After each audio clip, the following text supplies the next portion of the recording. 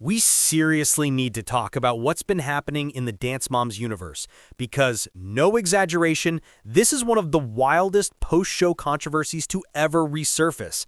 I thought the drama had died down years ago, like these moms had moved on, the girls had grown up, we all collectively decided to heal, but apparently the pyramid isn't the only thing getting flipped upside down.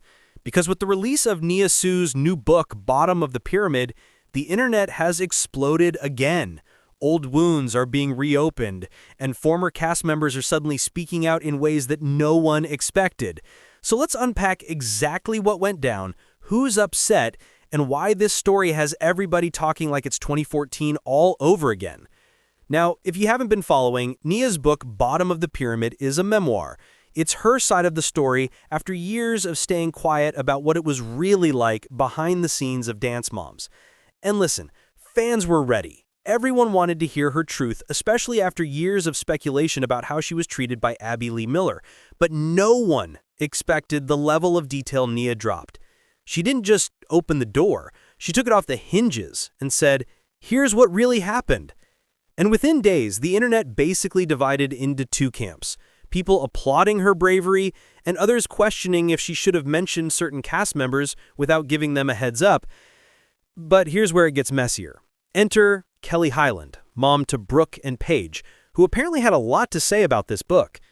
Kelly, along with Christy Lukasiak, co-host a podcast where they often talk about Dance Moms, and during one recent episode, Kelly admitted she was frustrated. She said she felt blindsided because Nia's book included stories involving other moms and dancers, and no one gave her a courtesy call. According to Kelly, that was the least Nia or her mom Holly could have done. Now, pause for a second, because here's the first aha moment. Kelly isn't wrong to want a heads up. That's a totally human reaction. But here's the twist. Christy's own daughter literally wrote the foreword to Nia's book. Yep. So imagine that. Kelly venting about how this book surprised her while sitting next to someone whose daughter helped introduce the book to the world. And it doesn't seem like Christy told her beforehand. That revelation alone had people on social media saying, wait, how did that conversation not come up between them? So naturally, that podcast clip spread like wildfire. People were tagging Holly, Nia's mom, left and right, and it didn't take long for Holly to respond, not through a shady subtweet, but a full-blown statement defending her daughter and setting the record straight. And honestly, Holly's response was pure fire. She basically said, "Bottom of the Pyramid is Nia's story. Don't try to twist it, and don't blame me for what happened to her." You could feel how personal that was. She wasn't just protecting her daughter, she was drawing a line in the sand and reminding everyone that Nia's experiences were real, not up for debate. But here's where things take another turn. Holly didn't just clap back, she also called out the people who were talking about the book without reading it. And that right there created another internet divide. She said, in her own words, that some people were regurgitating information taken out of context and trying to manipulate the narrative. So now you've got this mini war brewing. People defending Nia's right to tell her story, and others claiming it wasn't fair to mention castmates who hadn't agreed to be part of that narrative. Let's pause and take this in for a second, because this is where the dopamine breadcrumb effect really hits. Just when you think the drama's over, it opens another door. Because in her response, Holly also said something that subtly pointed back at Kelly, without naming names, of course, suggesting that people who once claimed to be her friends were now trying to shift blame instead of holding the right people accountable. It was sharp, but not cruel. She stayed composed, but you could tell the message was clear. Don't come for my parenting, and definitely don't come for my kid. And that's what made this whole thing explode online. Fans who grew up watching Dance Moms were now seeing the moms themselves spar over old trauma and new interpretations of it. One minute, Kelly's talking about respecting communication. The next, Holly's reminding everyone that no one needs permission to tell their truth. And it's fascinating because we're watching these women, years later, still processing the fallout of a show that turned them into pop culture icons and sometimes villains overnight. Now here's where my opinion comes in. I actually think both sides make valid points. Kelly's right that it's uncomfortable to be mentioned in a book without warning, especially if your kids are involved. But Holly's right too. No one owns someone else's story. If something happened to you, you have every right to write about it. What matters is how you tell it. And from everything I've seen, Nia's tone in the book isn't mean-spirited, it's reflective. She's unpacking what that environment did to her mentally and emotionally. But of course, the internet doesn't do nuance. People started taking sides hard. Some accused Kelly of being petty and living in the past. Others said Holly was being defensive and dismissive. And the more everyone talked about it, the more old Dance Moms clips resurfaced. People revisiting moments that now hit differently in hindsight.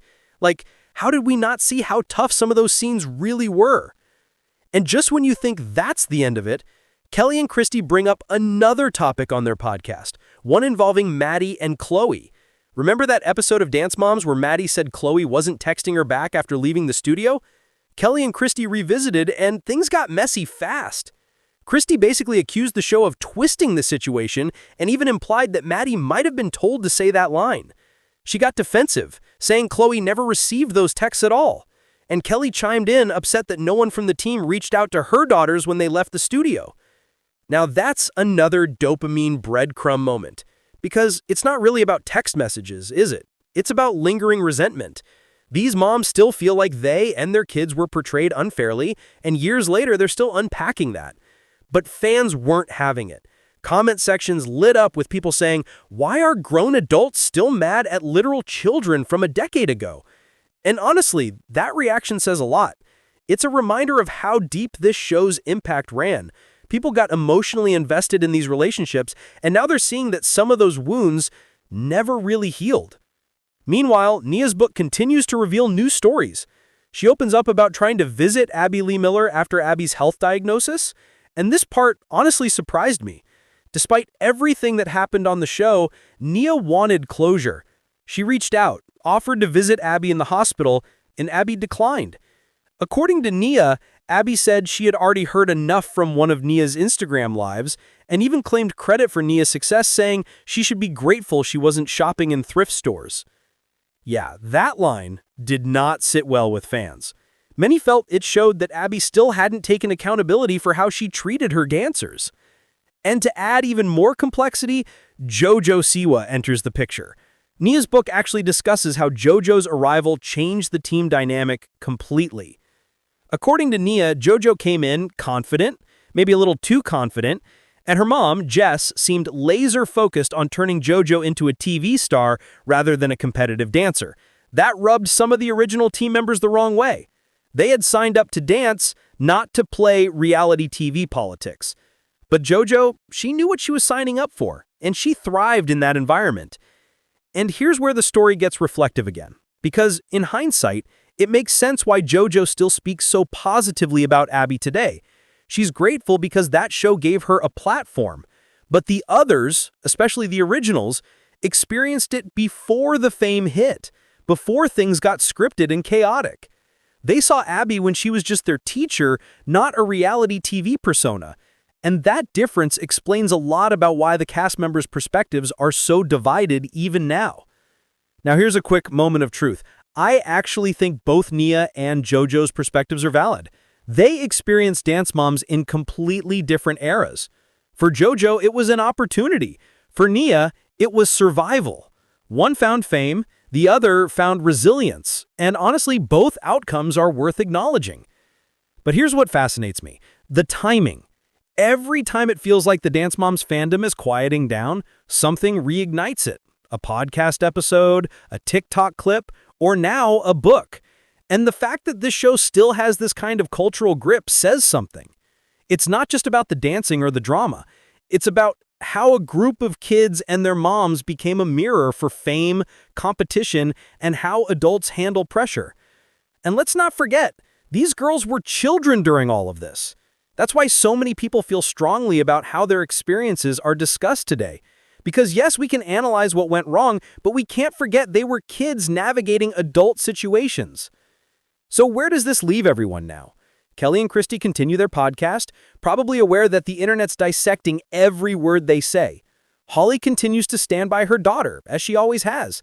And Nia, she's moved forward, sharing her story, owning her narrative, and inspiring people who might have gone through similar experiences. And honestly, that's the part I respect most, because whether or not people agree with everything she wrote, she had the courage to put it out there. And if you've ever been part of something that shaped you, good or bad, you know how hard it is to revisit it publicly. That takes guts. But of course, this story isn't over. The fandom is already speculating whether other Dance Moms alums will respond publicly, maybe even write their own books. And that's the curiosity gap that keeps people watching. Because if Nia